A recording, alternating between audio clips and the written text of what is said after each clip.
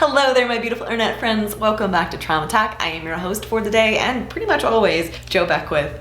I am so excited to bring you today's video. This is a concept that resonated with me so deeply and I feel like is a message I needed to hear years ago, and hopefully it's something that may help you along your journey as well. And if not, feel free to toss it out the window if it does not help you. If you've watched Trauma Talk for any period of time, you know that I have experienced sexual assault, domestic violence, a really bad relationship, and then the fallout and the aftermath of that. And it greatly affected me. And one of the things that people would often say, and I would often read, and people would say in like their survivor stories and how they got through things is, you know, I'm a stronger person because of the abuse that I endured. I'm a stronger person because of what I suffered, because of the trauma that I experienced, because of this horrible thing in my life. I'm stronger because of it.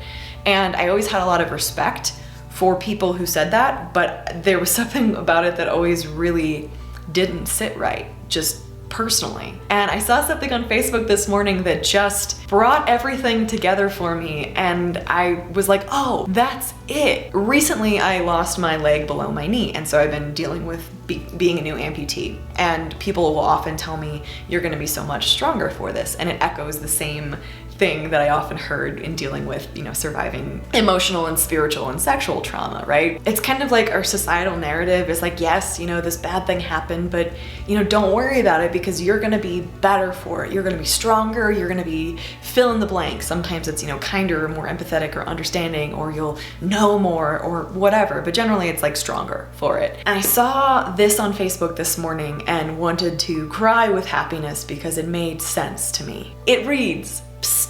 Hey, it wasn't the trauma that made you stronger, kinder, and more empathetic. It's how you handled it. The credit is yours." I could not agree more strongly with that statement. I am sincerely only speaking for myself here because, again, I know that this is a narrative. I know that these are lines that really help people get through. So if you feel like you're stronger because of trauma that you experienced, please know that I'm not discounting that at all. But that doesn't work for me.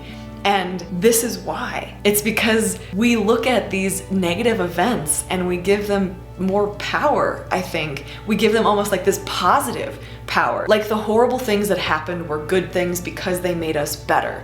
And maybe that's true for many people, but I don't think so for me, because it's not anything I've ever experienced that was bad, that was harmful or hurtful or damaging or awful that's made me who I am, that's made me stronger or kinder or more empathetic or understanding or passionate or aware. It is 100% the choices that I've made in the aftermath of that. I made a video about this topic on my other channel, Footless Jo, and the reason that I wanted to make a second one on the same topic here is because specifically something that was always so triggering to me, and I know is very triggering to many of you who also deal with PTSD and trauma from abusive relationships, is people suggesting that the person who hurt me has more power than he actually does. And that's seen through statements like, don't let him win. Like if I'm having a really hard time dealing with something, people would say that to me as a way to like get me out of it. They'd be like, don't let him win. Like don't let him have that power over you.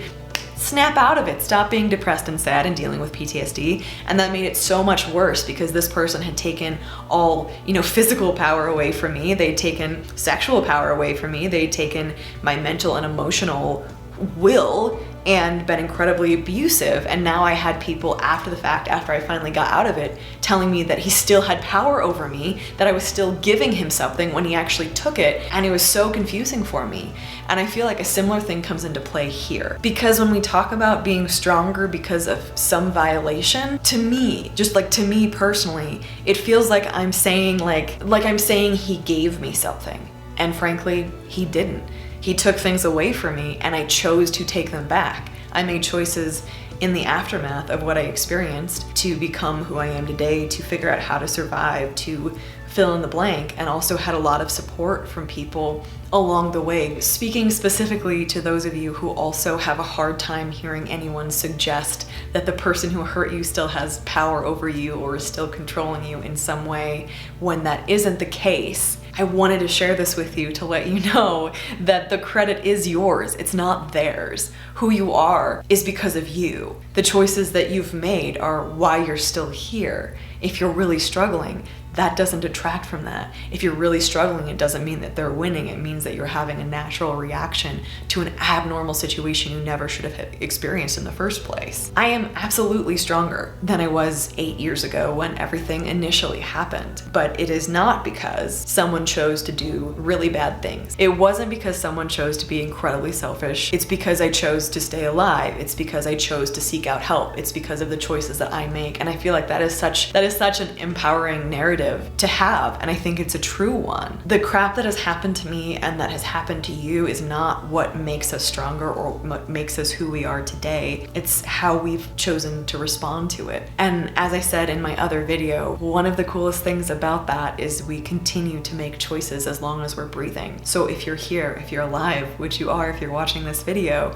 you get to keep making choices. If you're dissatisfied with who you are or where you are, or fill in the blank, you get to keep making choices. And depending on what you've experienced, someone may have taken choice away from you in certain moments, and there is no excuse for that. That is one of the most vile, horrendous, and violating things on the planet. In the aftermath of that, in the figuring out who you are and what life is and what you want and all of that, you get to make choices now, and those are 100% yours. Those are not theirs. And I just wanted to share that with you guys today in case it resonated with you as much as it did with me, because I don't want to launch into a power ballad or monologue about I'm a strong person, but I am so much stronger than I was years ago. And I appreciate that about myself. And I don't want to give that away to trauma. I don't want to attribute that to something that doesn't deserve it, to someone that doesn't deserve it in the case of the abuse that I experienced. The reason that I'm here is because I chose to still be here,